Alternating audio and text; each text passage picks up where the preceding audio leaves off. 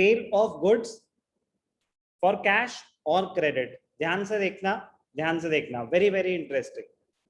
Accounting equation की limitation क्या थी? उसमें तीन ही कैटेगरीज हैं, एसेट, लायबिलिटीज और कैपिटल। उसको डिलीट कर दो। अकाउंटिंग इक्वेशन और एक्चुअल अकाउंटिंग दो अलग चीजें हैं। That was just a mathematical expression to prove the dual aspect that every transaction will have two aspects. अब एक्चुअल अकाउंटिंग हो रही है, ध्यान से देखना। बेसिक अकाउंटिंग टर्म्स में हमने पढ़ा था कि जब हम गुड्स खरीदते हैं तो परचेजेस अकाउंट इज डेबिटेड, और जब गुड्स बेचते हैं तो सेल्स अकाउंट इज क्रेडिट, मतलब सेल्स अकाउंट इज इन्वॉल्व। वो डेबिट होगा क्रेडिट होगा वो तो आपकी बात है, बट जब हम गुड्स बेचेंगे तो कौन सा अकाउंट यूज होगा? Sales account. जब हम गुड्स खरीदेंगे तो कौन सा अकाउंट होगा? Purchases account. अब ध्यान से देखना, पहली ट्रांजैक्शन सेल्स में sold goods costing 10,000 for ₹12,000, cash transaction है, कुछ मेंशन नहीं है, पार्टी का नाम कुछ भी, कुछ ऐसी चीज नहीं है, तो it is a cash transaction. वो तो कोई प्रॉब्लम वाली बात है नहीं। पॉइंट है कि आपने 10,000 का सामान 12,000 में बेचा, अकाउंट्स इन्वॉल्व, कैश है और सेल्स है, ये तो है ही है। पॉइंट है कि प्रॉफिट का क्या करेंगे, क्योंकि जब हम अकाउंटिंग इक्वेशन बनाते थे तो प्रॉफिट अलग से कैपिटल में ऐड करते थे, बट जब हम अकाउंटिंग इक्वेशन बनाते थे तो क्या हम सेल्स अकाउंट ओपन करते थे? क्या हम परचेजेस अकाउंट ओपन करते थे? नो। वहां पे तो स्टॉक अकाउंट ओपन होता था, वो तो एसेट्स में दिखाया जाता था, वो बिल्कुल अलग चीज है। कह रहे अब सेल्स का सेपरेट अकाउंट होगा। सेल्स क्या है? आपका main source of revenue. It is also known as revenue from operations. Sales is revenue from operations. Sales किस प्राइस पे दिखानी चाहिए? परचेज प्राइस या selling price? Selling price. No, no, no. आया question, whichever is less, whichever is less। वो rule apply होता है inventory पे, वो रूल अप्लाई होता है इन्वेंट्री पे। कॉन्सेप्ट ऑफ प्रूडेंस कहता है कि stock should be valued at cost और market price, whichever is less। वो तो तब होता है इन्वेंट्री जब ईयर एंड हो गया, बुक्स क्लोज हो रहे हैं, मेरे पास कुछ सामान बच गया, बिका नहीं है अभी, इन्वेंट्री आता है, अनसोल्ड स्टॉक को बोलते हैं।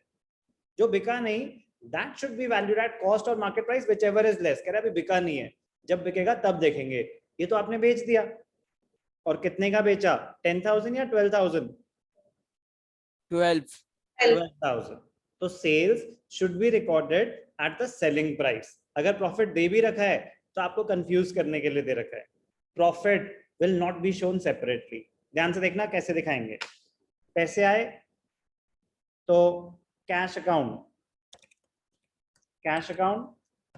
debited to sales account 12,000। तो जानबूझ के मैंने आपको कॉस्ट प्राइस दिया था कंफ्यूज करने के लिए, ठीक है ना? तो ध्यान क्या रखना है, नरेशन क्या होगी?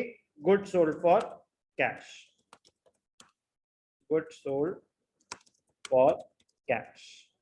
चलो इसी में आपको मैं लिख के देता हूं। सेल्स का नेचर क्या है? एक सेकेंड है, मैंने ऑन नहीं करा, एक सेकेंड।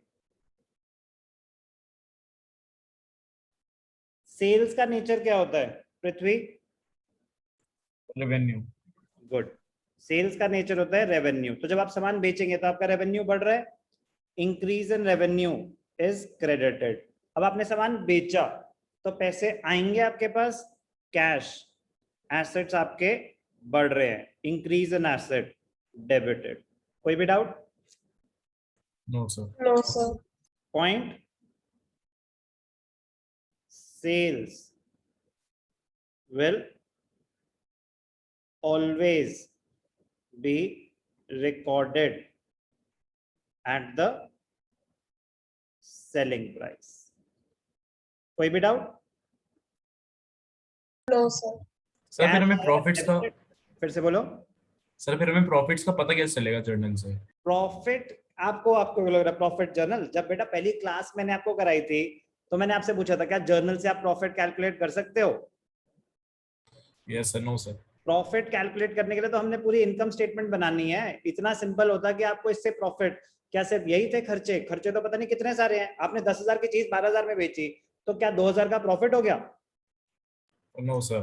इतने सारे और खर्चे भी तो होंगे, सैलरीज पे करनी है, रेंट पे करना है, पता नहीं कितने इंटरेस्ट, बहुत सारे एक्सपेंसेस हो सकते हैं आपके। Yes sir. तो प्रॉफिट निकालना तो बहुत बात की बात है, उसके लिए तो फाइनेंशियल स्टेटमेंट्स बनेंगे, जर्नल से प्रॉफिट नहीं पता चल सकता। तो सेल्स को हम सेलिंग प्राइस, जो जब गुड सेल करेंगे तो उनको सेलिंग प्राइस पे दिखाया जाएगा। कोई भी डाउट? No sir. ओके, चल सकते हैं आगे। Yes sir. एक और एग्जांपल करेंगे। Anwesha, any doubt? No sir. ठीक है, किसी को कोई डाउट? No, sir. ठीक है, example 2, good sold to Ram costing 10,000 for 12,000। तो वो वाला पॉइंट तो क्लियर हो गया कि 10,000 की चीज आप 8,000 में बेचो या 20,000 में बेचो, sales will always be recorded at the selling price. तो पॉइंट बस ये ध्यान से पढ़ना कि कैश सेल्स है या क्रेडिट सेल्स है। कैश है तो कैश आएगा, क्रेडिट सेल्स है तो पैसे आए हैं क्या अभी? No sir. तो एक नया अकाउंट क्रिएट हो जाएगा डेटर्स के नाम से। जर्नल एंट्रीज में हर एक का एक सेपरेट अकाउंट क्रिएट होगा। डेटर्स तब वर्ड यूज करेंगे जब हमें पार्टी का नाम गिवन ना हो। यहाँ पे पार्टी का नाम गिवन है, किसको सामान बेचा? Ram, debited to sales account, कितने? 12,000।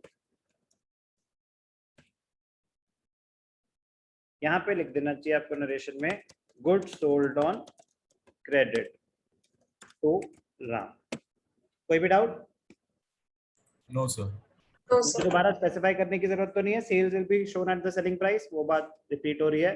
तो यहाँ तो कैश सेल्स होंगी या क्रेडिट सेल्स होंगी। क्या ट्रांजैक्शन हमने सीखी? Good sold. सेल्स को रेवेन्यू फ्रॉम ऑपरेशंस भी बोलते हैं, alternate name revenue from operations. But जो अकाउंट क्रिएट होगा वो किस नाम से क्रिएट होगा? Sales account. कोई भी डाउट? No sir.